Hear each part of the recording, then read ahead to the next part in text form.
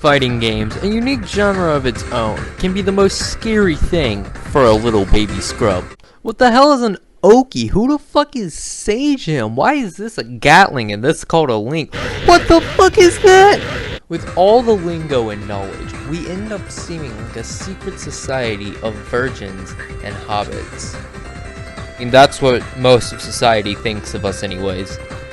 The real cause of this fear is how a new player to fighting games perceives it. They think it's all sweat lords, or they go online and then this happens to them.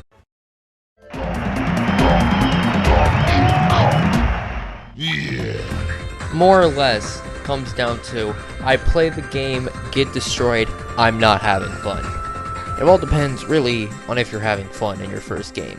If you have friends to play with, yeah, it's going to be fun and you'll keep playing.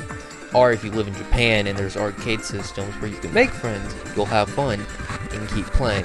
But if you live anywhere else, there's always single player. Actually, some of these bots are fucking stupid powerful. Never mind, there is no single player, just online. You get destroyed 10 times by 10 hit combos and you go, oh, I need to learn combos. And you look at a character combo and it looks like this.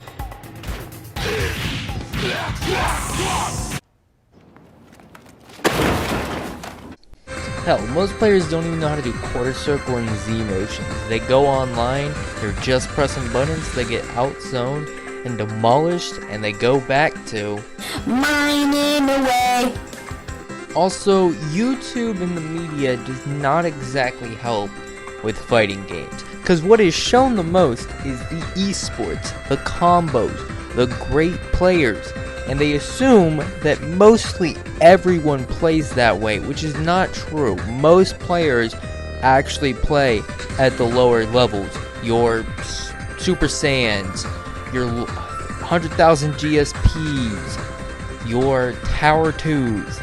Most players are at the lower ranks, but as it seems, most players look like they're at the higher ranks, which is actually only 2% of the players.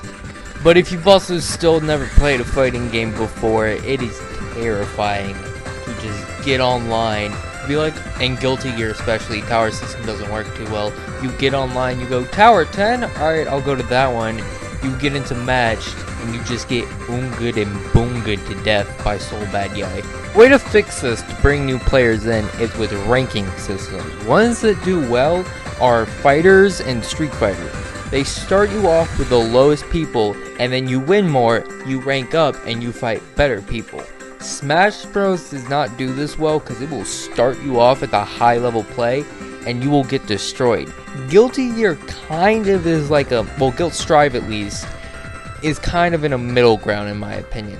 You'll fight the bot, they'll test you, and the next thing you know, you're in Tower 5 getting destroyed. But if you're brand new to fighting games, you should be down at Tower 2 or Tower 3. I know, you're all saying, but what about tutorials? Players play tutorials first. But not necessarily. See, tutorials are very helpful for getting someone who has played fighting games before into the new fighting games, but it's not 100% helpful for teaching players weight, dashing, how to do quarter circle inputs.